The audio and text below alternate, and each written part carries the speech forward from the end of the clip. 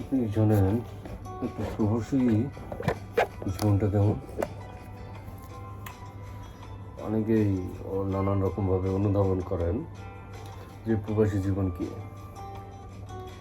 প্রবাসী জীবনটা খুবই সিম্পল, একদম সিম্পল একটা জীবন। যে প্রবাসী সর্বদা চায় সে সুখে থাকুক। একটা প্রবাসী নিজের জন্য বাঁচছে না, একটা প্রবাসী হচ্ছে তার আপন জনদের জন্য, তার পরিবারের জন্য, তার প্রিয় মানুষের জন্য। যে ধরুন আপনি বাংলাদেশে 9 to 5 জব করতেছেন, আপনি ধরেন আপনার বাড়ি হচ্ছে শিবচর, শরীয়তপুর, আপনি আছেন ঢাকাতে, ভালো কিছু একটা দূরের আছে। এখন আপনি খুবই একা, আপনার ওইখানে কেউ নাই, সবাই দেশের বাড়িতে। কারণ আপনি কি মনে করেন ওই ঢাকা টু এই প্রবাস জীবন তার সাথে তুলনা সম্ভব না? কারণ আপনাকে আমি বলি, যারা দেশে চাকরি করে তাদের মাথায় এত ঋণের বোঝা থাকে না, তারা রিস্ক নিতে পারে না। তারা চিন্তা করে আমি যদি এখন 5 লাখ টাকা ঋণ নিই কীভাবে দিব, হাউ, সে জানে না, তাই সে এত বড় রিস্ক নেয় না। সে তার যদি প্রয়োজন পড়ে 50,000 টাকা, সে চেষ্টা করে 30,000 টাকা নেওয়া, যাতে সে ওইটার ভিতরেই চলে। কারণ অলওয়েজ সে ওইভাবে সে এবং তার পরিবার চলার একটা অভ্যাস তৈরি করে ফেলে।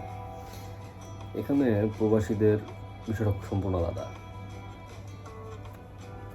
প্রবাসীরা ঘর ছাড়ে, কিন্তু নিজের আপন ঘর ছাড়ে, কিন্তু সে যখন ফিরে তখন সে বাড়ির মানুষ হয়ে ফেরে না, একটা মেহমান হয়ে ফেরে। জাস্ট একটা মেহমান, দ্যাটস ইট, ফুল স্টপ। সে একটা মেহমান হয়ে ফেরে। সে বাড়িতে যায় 1 বছর 2 বছর, মিনিমাম 1.5 থেকে 2 বছর থাকে। কারণ বছর বছর ভাই 90% প্রবাসী যেতে পারে না। এখন যারা যায় 2 বছর 3 বছর 4-5 বছর পরে যায়, তারা মাত্র মাস 2-3-এর জন্য যায়। কিন্তু ওই 2-3 মাস সম্পূর্ণ একটা মেহমান আসলে যে আপ্যায়ন আদর, ওইটা সবাই দেখানো ট্রাই করে। কারণ আসছে, সবাই জানে 2 মাস 3 মাস থাকবে, তারপর তো চলেই যায়। তারপরে তো আবার ইনকাম করবে, আবার টাকা পাঠাইবে, ওর উপরে আবার চাপ দিয়ে করবো। সবার ভাগ্যে কিন্তু 2 বছর 3 বছর পর যাওয়া হয় না। ধরুন আপনি একটা বিয়ে করছেন, আপনাকে শুরুতে নিতে নর্মালি বলি, আপনি বিদেশে আসবেন, মালয়েশিয়াতে 5 লক্ষ টাকা খরচা আপনার। এখন আপনার তো ভাই সাধ্য নাই 5 লাখ টাকা একসাথে ক্যাশ, নিজের টাকা নাই, কি করবেন?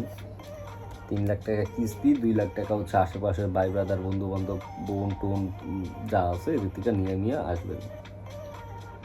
আপনি কি মনে করেন 6 মাস 1 বছরে সেই কিস্তি টাকা দেনা শেষ হবে? সম্ভব না। এর জন্য আপনার কমপক্ষে 2 বছর থাকা লাগবে। 2 বছর থেকে সংসার চালিয়ে তারপর হচ্ছে ঋণ দিবে। এখন হচ্ছে ঋণ ধরেন আপনি 2 বছরের ভিতরে দিয়ে দিলেন, এখন আপনার ইচ্ছা আপনি দেশে যাবেন। আপনি কি মনে হয় আপনি পারবেন? এতটা সোজা না। এখন আপনার নতুন একটা সমস্যা তৈরি হবে। পরিবারের সব দায়িত্ব আপনার। আপনি বিদেশে আসছেন, প্রবাসে আসছেন, সবই দায়িত্ব আপনার। আপনার ছোটো বোন থাকলে তাকে বিয়ে দেওয়ার দায়িত্ব, ছোটো ভাই থাকলে তাকে একটা ভালো একটা পজিশন নিয়ে যাওয়ার দায়িত্ব। কারণ আপনি দেশে বেড়ে আসার পরে তো আপনার পরিবারের যারা যে ইনকাম সোর্স ছিল সবাই বন্ধ। এখন সবাই রিল্যাক্সের দিন কাটায়, কারণ মাস শেষে তো যে যত ইনকাম করে সব তো পাঠাইতেই আছে, চিন্তা কিসের? হঠাৎ করে বাসা থেকে ফ্যামিলি থেকে বলতেছে ছোট্ট একটা জায়গা দেখছি, একটু জায়গাটা কিনি। এখন তো ভাই আপনার তো বয়স হয়ে গেছে, আপনার একটা বিয়ে করা উচিত। আপনি বলেন যে না আমি একটা বিয়ে করি, তারপরে আস্তে আস্তে করি। আমার তো বুঝাইলেন, ফ্যামিলি বুঝলো, করলেন বিয়ে, আর এক চ্যাপ্টার শুরু। বিয়ে তো আপনার ভাই মিনিমাম আপনার 5 বছর পরে গেলে আপনি কিছু ক্যাশ টাকা নিয়ে যেতে পারবেন, না ক্যাশ টাকা নিয়ে গেলে আপনি বিয়ে শাদী করতে পারবেন। এখন 5 বছর পরে আপনি দেশে যাইতেছেন, 2 মাস 3 মাসের জন্য বিয়েটা করলেন, করার পরে 5 লাখ টাকা ঋণ করলেন, 5 লাখ টাকা ঋণ করে আবার আসলেন, আবার 2 বছর থাকলেন।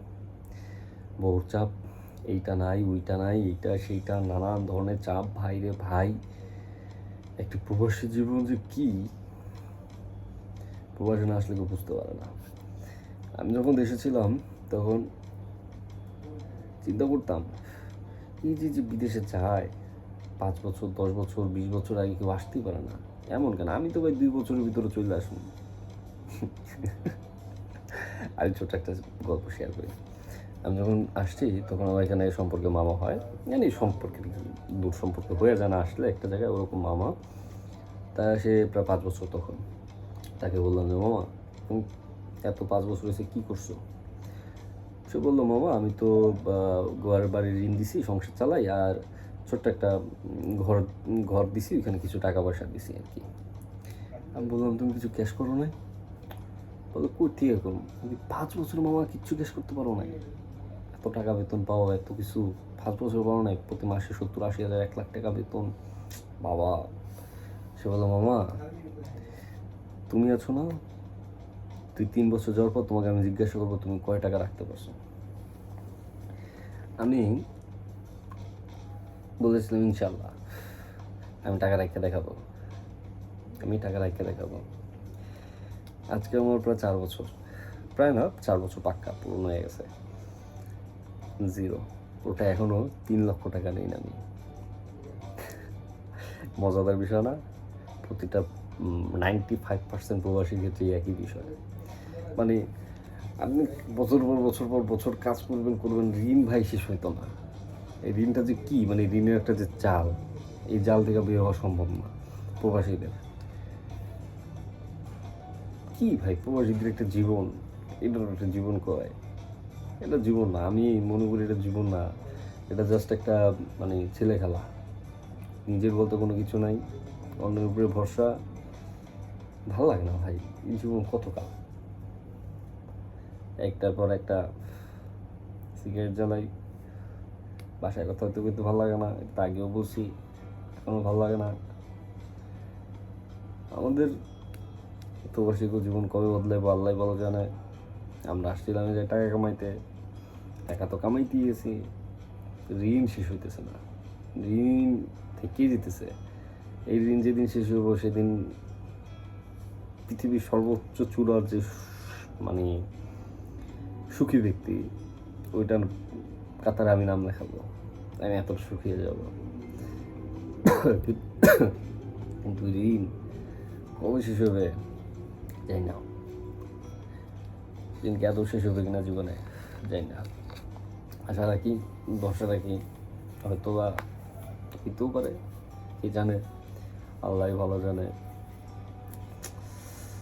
ভরসা রাখি, কী করার, আমাদের জীবন তার কিছু করার নাই, আল্লাহর উপর ভরসা করা ছাড়া। এই তো, যদি কেউ শুনে থাকেন তো যদি পারেন লাইক সাবস্ক্রাইব করবেন, না শুনলে নাই আর কি।